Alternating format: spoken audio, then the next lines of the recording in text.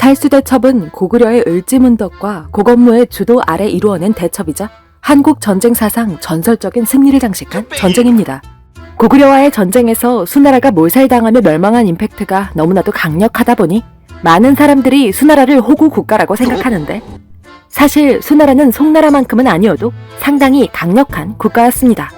오히려 군사력만 따져봤을 때는 수나라가 송나라보다 더 강하다고 볼 수 있을 정도였죠. 또한 위진 남북조를 통일한 수나라는 이 시기 전세계 최강국이라고 불러도 무방한 국가였습니다. 이런 나라가 도대체 왜 38년 만에 망해버렸는가? 바로 수양제의 삽질로 벌어진 살수대첩 때문입니다. 자, 우선 이 살수대첩은 수양제라는 인물이 고구려를 침략한 전쟁인데요. 고구려와 수나라의 악연은 이미 그 이전 수양제의 아버지 수문제 시절부터 시작이 됩니다. 수나라가 진나라를 멸망시키면서 위진남북조는 360년 만에 통일이 되는데요. 이 위진남북조를 통일한 인물이 수나라를 건국한 수문제입니다. 하나의 나라를 건국한 인물이자 저 커다란 중국을 통일시킨 인물이니 대단한 사람임에는 틀림이 없었죠. 수문제는 당대의 명군으로 귀족들의 강력한 반발에도 불구하고 각자의 토지를 지닌 소규모 자작농을 대규모로 늘리고 산장제와 균전제를 확립시키는 지대한 업적을 세웠습니다. 그가 만든 가장 익숙한 것은 과거제도라고 할 수 있습니다. 그 이전까지는 각 지역의 귀족들에게 임명권이 있어 세습제나 마찬가지였으나 이걸 시험을 통해 선발하는 제도로 바꾼 것이죠. 수문제가 확립한 이런 토지 정책은 중국의 마지막 왕조 청나라 시기까지 이어진 통일 왕조들의 토지 정책의 뼈대로 작용했을 정도였죠. 수문제는 사치를 줄이고 검소한 생활을 하면서 세금을 줄여주었고, 어떤 해에는 아예 세금을 징수하지 않았음에도 국고가 가득 차 더 이상 채워둘 공간이 없었을 정도로 명군이었습니다. 중국 최악의 황제로 칭해지는 아들과 달리 수문제는 중국 최고의 명군으로 불리며 이 시기를 당대의 연호였던 개황을 따 개황성세라고 부릅니다. 주인공이 아닌데 길어지는 것 같으니까 슬슬 다음으로 넘어가도록 하겠습니다. 이렇듯 혼란의 시기를 종결짓고 치세도 훌륭했으니 인구수가 빠르게 증가하는 것은 너무나 당연한 일. 지금도 그렇지만 농경시대에는 인구수는 곧 국력이었습니다. 360년 만에 중국을 통일한 나라가 등장했으니 주변 나라들에게 얼마나 공포로 다가왔겠습니까? 말갈이 고구려와의 관계를 뒤로하고 수나라에 합류하였고, 거란에서도 수나라로 망명하는 자들이 속출하기 시작했습니다. 기세 등등해진 수문제는 돌궐과 토요코는 물론 베트남, 백제, 신라 등 주변국들로부터 동등한 위치가 아닌 왕과 신하의 관계로서 조공을 받는 등 주변국들은 스스로 수나라의 제후국으로 인정하였죠. 하지만 단 한 곳, 고구려만큼은 수나라를 제후국으로 인정하지 않았으며 조공 역시 바치지 않았습니다. 아니, 그걸 넘어서 수나라를 약탈하고 무기장인을 빼돌리기까지 했죠.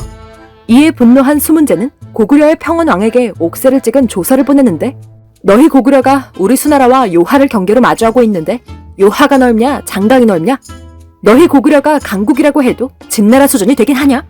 우리는 더 넓은 장강을 건너 진나라를 정복했는데 고작 요하 따위를 못 건너갈 것 같아? 이렇게 대립의 불씨가 한창 불붙은 가운데 평원왕은 사망하고 영양왕이 고구려의 26대 왕으로 즉위하게 됩니다. 그리고 왕위에 즉위한 영양왕은 오히려 수나라를 향해 선제 공격을 가합니다. 거란과 말갈족의 기병 1만을 이끌고 요서 지역의 임류관을 침공한 것인데요.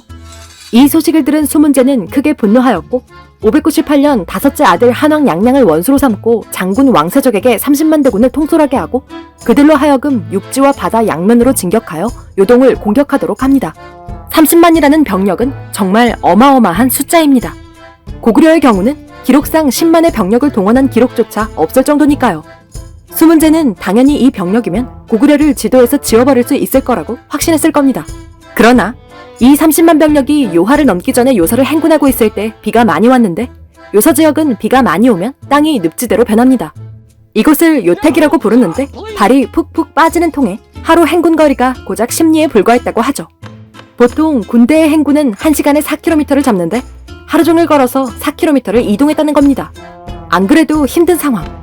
고구려군은 이때를 노리고 수나라 군대를 향해 게릴라전을 펼칩니다.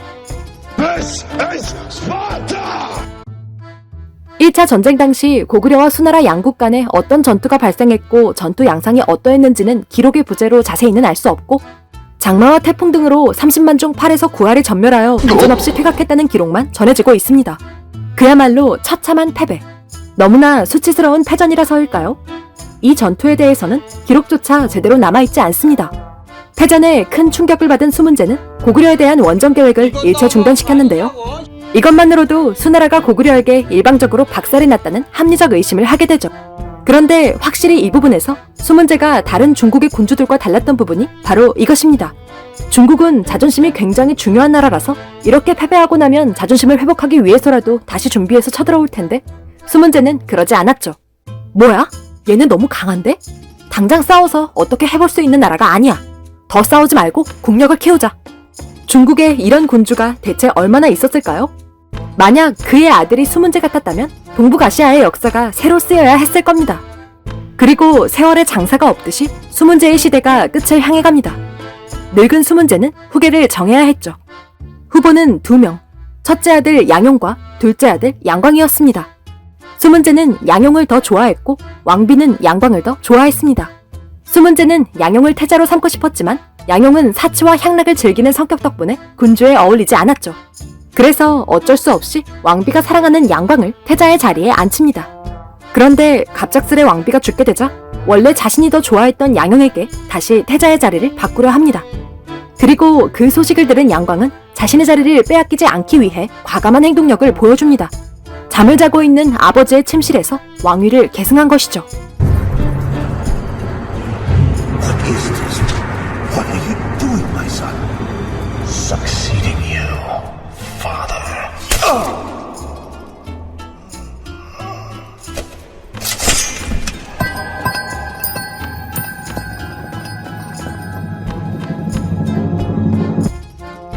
그가 바로 수양제입니다.